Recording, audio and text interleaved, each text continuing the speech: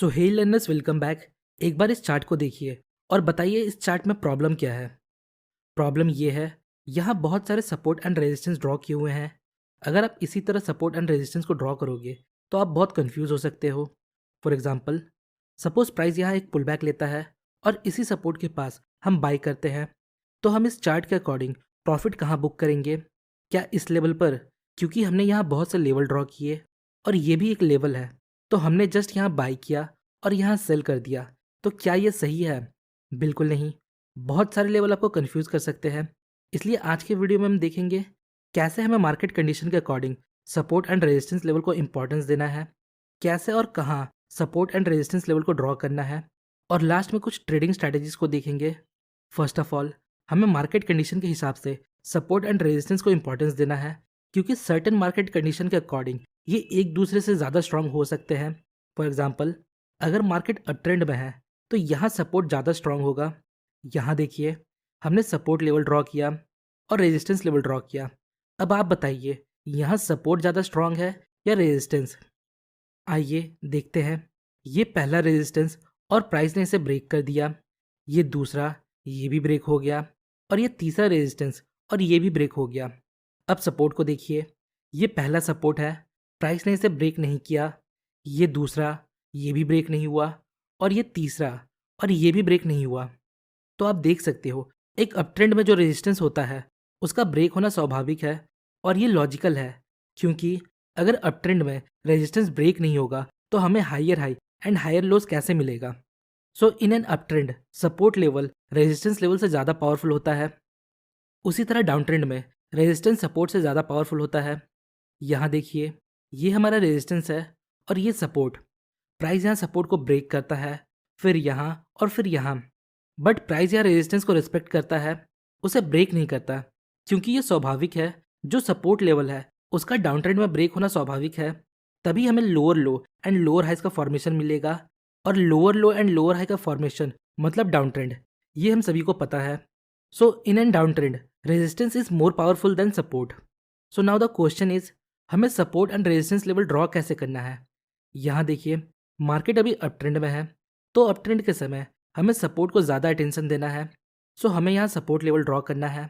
तो इसके लिए हमें मोस्ट रिसेंट स्विंग को देखना होगा। तो ये एक स्विंग पॉइंट है और ये एक स्विंग है और ये भी है। तो हमें रिसेंट के दो स्विंग पॉइंट्स को देखना है, जो ये पॉइंट्स है।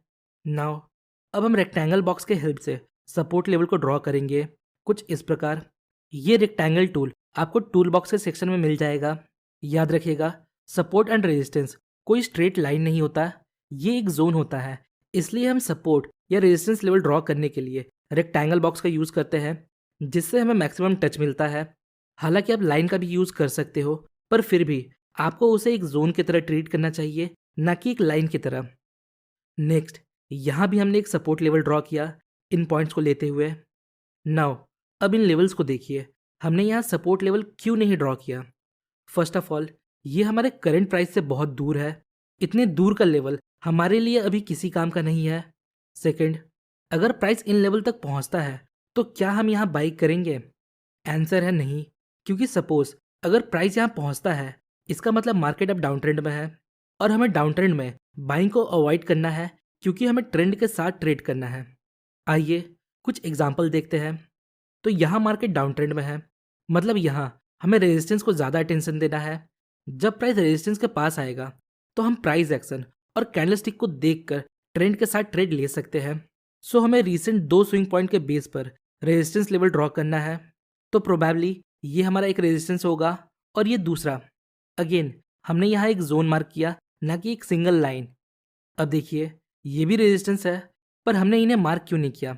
सिंपली ये करंट प्राइस से बहुत दूर है, और अगर मार्केट यहाँ तक जाता है इसका मतलब अब डाउन ट्रेंड एंड हो चुका है और हमें ट्रेंड के साथ ट्रेड करना है। ओके, नाउ यहाँ तक हमने सपोर्ट एंड रेजिस्टेंस ड्रॉ करना सीखा। अब समझते हैं कैसे हमें सपोर्ट एंड रेजिस्टेंस को ट्रेड करना है। ऐसा तो नहीं है प्राइस सपोर्ट को जस्ट हिट करेगा और हम उसके बेस पर ट्रेड ले लेंगे, ऐसा तो नहीं होता। तो इसके लिए हमें काइंड ऑफ कन्फर्मेशन चाहिए, मतलब एंट्री ट्रिगर, जिसके लिए हम बहुत से प्राइस पैटर्न का यूज़ कर सकते हैं। पर आज के वीडियो में हम एंट्री ट्रिगर के लिए लॉन्ग विक कैंडल्स का यूज़ करेंगे। इसमें आपको हैमर दिख सकता है, पिन बार दिख सकता है, डोजी दिख सकता है, पर हमारे लिए ये सभी लॉन्ग विक कैंडल है, क्योंकि ये सारे पैटर्न सेम तरीके से काम करते हैं। अगर लोअर विक लंबा है, इसका मतलब ये एक बुलिश है। जब मार्केट ओपन होता है तो सेलर्स प्राइस को नीचे लेकर जाते हैं पर सस्टेन नहीं कर पाते। देन फाइनली बायर्स प्राइस को कंट्रोल करते हुए ऊपर लेकर जाते हैं और ओपनिंग के आसपास क्लोजिंग देते हैं। So at the end of these type of candles हमें एक बाइंग प्रेशर देखने को मिलता है। और इन पैटर्न्स को कभी भी और कहीं भी नहीं देखना, इन्हें हमें सपोर्ट या डिमांड लेवल के पास देखना है। नेक्स्ट, अगर कैंडल का अपर विक लंबा है और बॉडी छोटा है और लोअर विक ना के बराबर है, तो ये एक बेरिश कैंडलस्टिक है। मार्केट के ओपन होते ही बायर्स प्राइस को ऊपर लेकर जाते हैं पर सस्टेन नहीं कर पाते। देन फाइनली सेलर्स उस टाइम पीरियड में डोमिनेट करते हुए प्राइस को नीचे लेकर आते हैं और क्लोजिंग देते हैं। So at the end of these type of candles हमें एक सेलिंग प्रेशर देखने को मिलता है और इस प्रकार के कैंडल्स को हमें रेजिस्टेंस लेवल या सप्लाई जोन के पास इंपॉर्टेंस देना है। आइए कुछ एग्जाम्पल देखते हैं। यहाँ देखिए, मार्केट अप ट्रेंड में है। नेक्स्ट, यहाँ हमने सपोर्ट लेवल को ड्रॉ किया। नेक्स्ट, प्राइस इस सपोर्ट लेवल को अप्रोच करता है और यहाँ एक long wick bullish candle form करता है। अगर नेक्स्ट कैंडल इसके हाई को ब्रेक करता है तो हम यहाँ ट्रेड ले सकते हैं और अपना स्टॉप लॉस हम इसके लो के थोड़ा नीचे रखेंगे और प्रॉफिट बुकिंग के लिए हम रीसेंट स्विंग पॉइंट का यूज़ करेंगे। सेम उसी तरह आप डाउन ट्रेंड के समय रेजिस्टेंस पर लॉन्ग विक कैंडल के बेस पर ट्रेड ले सकते हो। नाउ अब बात करते हैं रेंज मार्केट का, कि अगर करंट टाइम फ्रेम में मार्केट रेंज में है तो क्या हमें सपोर्ट पर बाई करना चाहिए या रेजिस्टेंस पर सेल। देखिए, अगर करंट टाइम फ्रेम में मार्केट रेंज में है तो हमें बिगर टाइम फ्रेम को देखना है। अगर बिगर टाइम फ्रेम में मार्केट अप ट्रेंड में है तो हमें करंट टाइम फ्रेम के रेंजिंग मार्केट में सपोर्ट पर बाइंग ट्रेड्स को फाइंड करना चाहिए, जिसके लिए हम अगेन लॉन्ग विक कैंडल का यूज़ कर सकते हैं। और अगर बिग टाइम फ्रेम में मार्केट डाउन ट्रेंड में है तो हम करंट टाइम फ्रेम के रेंज मार्केट में रेजिस्टेंस के पास सेलिंग अपॉर्चुनिटीज़ को फाइंड कर सकते हैं। फॉर एग्जांपल, यहाँ मार्केट रेंज में है, हम कंफ्यूज्ड हैं यहाँ रेजिस्टेंस पर सेल करें या सपोर्ट पर लॉन्ग ट्रेड लें। नेक्स्ट, हम बिग टाइम फ्रेम को देखते हैं। यहाँ बिग टाइम फ्रेम में मार्केट डाउन ट्रेंड में है, मतलब हमें करंट टाइम फ्रेम में रेजिस्टेंस के पास सेलिंग अपॉर्चुनिटीज़ को फाइंड करना है और इस प्रकार हम बड़े टाइम फ्रेम के ट्रेंड को फॉलो करके ट्रेड ले सकते हैं। तो कुछ इस प्रकार आप सपोर्ट एंड रेजिस्टेंस को ड्रॉ कर सकते हो और उसके बेस पर ट्रेड ले सकते हो।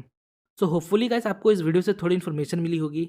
अगर आपको वीडियो इन्फॉर्मेटिव लगी तो वीडियो को लाइक और चैनल को सब्सक्राइब जरूर करें। मिलते हैं नेक्स्ट वीडियो में